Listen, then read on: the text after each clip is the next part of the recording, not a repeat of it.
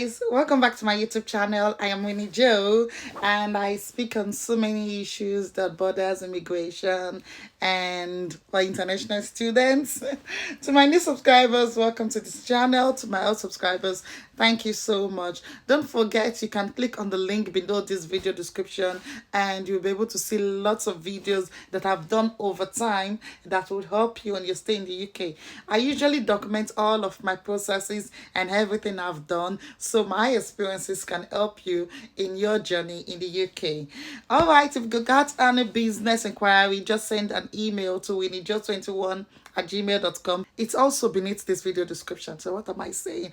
Everything is below this video description. So let me not go to that. Let's go to the topic of today, and I'm going to be talking about how my driving practical test went. It was really full of tension. Okay, let's start from the beginning. I have registered for a driving test before, and I registered in Yeovil, and no one told me how complicated it is driving around Yeovil. I mean, you're in the roundabout and you've got traffic lights at every stop, and you go in, then you stop, you go, then you stop, you go, you stop. It is very confusing. And you know what? By the time I wrote it, that I drove that first time in Yeovil, I did that first practical test. I failed. I failed with 3 serious faults and 3 minor faults. Okay, so what they literally did was just take me round, and I'm going to say it in details of how it went through. But Yeovil was a flop. And guess where I went to next? I went on the internet and I googled where is the easiest place to pass a UK practical driving test in the UK, and guess what came up? Dorchester. All right, so I booked a date and I went to the center that day. A day before the center, my husband took me around of Dorchester, and Dorchester is a very small place, less traffic, less people. In fact, it's a very lonely and dry and less busy town. Is it a town or a village? I would never know. But it was really small, and that's where I did it. Okay, on the day of the test, I'm just going to tell you everything that went on that day.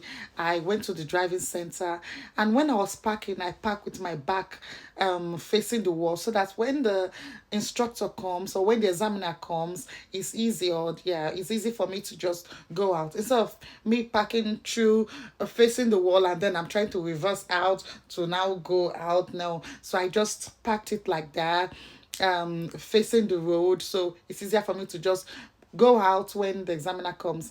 And so after doing that, parking properly, I put on my learner's um license plate, yeah, the learner stickers on the front and the back of the car, and then I went inside. I made sure I held my provisional driver's license and my result for my theory test and my booking confirmation. And then the examiner called me. I just waited in the waiting area. The examiner called me and said, okay, explained the whole thing to me. And he said he was going to tell me to do emergency stops, 3 emergency stops, and also going to tell me where to go when the GPS route is over. So what I just really did was just to follow his instruction after the GPS run is gone. So before then, we got into the car and he said, all right, before we got into the car, he said I should read a number so like 20 feet away, and he said that's just to know my eyesight. It's an eyesight test, and I read that's the number and said, okay, let's go into the car.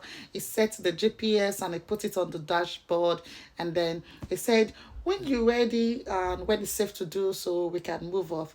So what I did was, before I start the car, mind you, I was already parked close to the wall, so it's just for me to pull out, yes, but I make sure that I looked that way, looked at the mirror, the mirror that way, look at the middle mirror, that mirror, and look at my blind spots behind me. And then I started the car and I looked around again, all of the mirrors and my blind spots again, and then I moved off. The thing is this, during my first test, I was panicking. So this time around, I just breathe in and breathe out. And so we came out from the driving test center, and the map started, and he said follow the map. And so what I did was to build in my speed. The first limit I started on was 20 coming out, 20 miles per hour coming out from the driving test center. And then as I was going, I built up my speed to 30. And in the town, it's 30 miles per hour. And then you go to some area. I think the GPS tells you the speed limit. And so as you're going, you're also looking at the speed limit, and the route is asking you to go. All right. So when I went to the areas that are about 50 miles per hour, I did not rush to just slam it like that and go boom. No. So I built up my speed, and I made sure I did not go over the speed limit. I think for 50 miles per hour road, I think I was going at 45. Yeah, 40, 45. I started with 30, 35, 40, 45, and like that. So during the test, it took me round the town and then out of the town, as though we were going to another town like Bridport or those adjoining little towns. Yeah, and so that's when the speed limit goes to 50. And then it took me round to a road that is unmarked. The idea is to make sure you always go to your side of the road. And another thing he did was, after going through the unmarked roads and all of that, he asked me to stop. Cars were in my back. He asked me to stop, and the emergency stop, and I did not panic. I make sure that I looked everywhere, and I parked safely. Yes, making sure that I don't block the entrance of any garage or any driveway. I make sure that I did not drive and stand on the curb or something, or hit the curb. I just parked, and I make sure that I put on the brakes, and I did not switch off the vehicle. I just put on the brakes and stop. All right. And then the vehicles passed, and he said, okay, it's time to move on. I looked around again, and then I moved on when it was safe to do so. And one thing I was doing, so that they won't tell me that it's not it doesn't it I didn't check the mirror. I was mentioning mirrors. Okay, mirrors, mirrors, mirrors, mirrors. Okay, so even if he's saying he doesn't see me looking at the mirrors, he's hearing me say it, isn't it? So I just said mirrors, mirrors, mirrors. Okay, mirrors, mirrors. And I'm driving. And so as we were going, he asked me if I can demist the windscreen, because it was starting to rain a bit or shower a bit. So I demisted it and stuff like that. And then we're going also we went to a road that went to the roundabout. Yes, and the roundabout, I made sure I stayed in the correct lane, and I make sure there was no pressure. As I said, it's a slow and steady drive, so you just go around the roundabout, and when it's time for you to exit the roundabout, you navigate to the last exit. Just before you exit, you navigate left and you move out. Okay, so they took me around the three roundabouts in Dorchester. I think the Magpie roundabout, the Monkey roundabout, and one other roundabout like that. I've forgotten the name. He took me around there. And then another thing he did was to, when the GPS has finished, he was directing me and said, this is where to go, this is where to go. One thing I also did was to always ask him to repeat himself, the accents barrier. So I asked him to repeat himself each time I didn't hear him clearly. And the emergency stop, we did that 3 times. He took me around the straight to the unmarked road. I make sure I keep left. Yes, he made me do the reverse parking, and I make sure I did that properly with less maneuvering. And what else again? Yes, the driving speed limit checks and all of that. Yeah, so that's basically how it went on my practical driving test. I think the basic thing is not to be tensioned. You know how to drive, you know your way around, so don't be tensioned, and don't use that tension to hit on your accelerators. So when you're saying the speed limit is 50, it's not compulsory you go at that 50. Build up your speed, and when it's time for you to slow it down, you don't just stop abruptly like that, like with force. You just slow it down gently.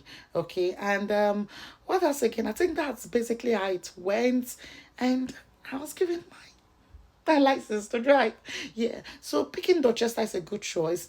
I think I remembered one time also I tried picking Poole, but when I tried to look for the test route on the internet, it wasn't given at all. I don't know what they put in there, but it is wrong. Do not even try to Google the test route, okay? And another thing is that I did not see any instructor to take me around. So it was basically my husband taking me around because he already has his. He had an instructor where we lived before, but in this place it was so tight and he just taught me himself. It was really, really, really hard because we argued a lot, but yeah, I learned, yeah, and that's it. So I think that's basically how there is. Yes, before the driving test, I make sure I washed the car. I make sure I put in some air freshener and some pep to make it all cozy and cool in there in the car. And yes, luckily I was given an examiner that wasn't so grumpy like the one I had in Yeovil. Oh my god. Driving in Yeovil was a disaster. In fact, it is a disaster. Right now, have you heard about the magic roundabout in Sweden? Oh, it's actually easy to drive on, but it's not as bad as people portray it. But I've gotten lost twice on it. What I just do on that one was just to go on the exit, first exit, first exit, and the Google map just redirects me. Okay, so that's my hack on the Sweden magic roundabout. But everything else, we're all good. Everything's went fine. So if you just follow these little tips I've said, it's not compulsory you go at that 50. Build up your speed, and when it's time for you to slow it down, you don't just stop abruptly like that, like with force. You just slow it down gently. Okay. And what else again? I think that's basically how it went. And I was given my license to drive.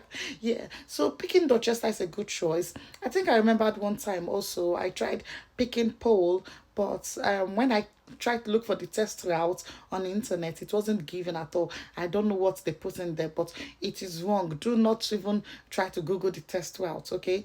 And another thing is that I did not see any instructor to take me around. So it was basically my husband taking me around because he already has his. He had an instructor where we lived before, but in this place it was so tight and he just taught me himself. It was really, really, really hard because we argued a lot, but yeah, I learned, yeah, and that's it. So I think that's basically how there is. Yes, before the driving test, I make sure I washed the car. I make sure I put in some air freshener and some pep to make it all cozy and cool in there in the car. And yes, luckily I was given an examiner that wasn't so grumpy like the one I had in Yeovil. Oh my god. Driving in Yeovil was a disaster. In fact, it is a disaster. Right now, have you heard about the magic roundabout in Sweden? Oh, it's actually easy to drive on, but it's not as bad as people portray it. But I've gotten lost twice on it. What I just do on that one was just to go on the exit, first exit, first exit, first exit, and the Google map just redirects me. Okay, so that's my hack on the Sweden magic roundabout. But everything else, we're all good. Everything's went fine. So if you just follow these little tips I've said on the Dorchester driving test, you're good to go. Thank you so much for watching this video. Don't forget to like, share, and subscribe. Bye.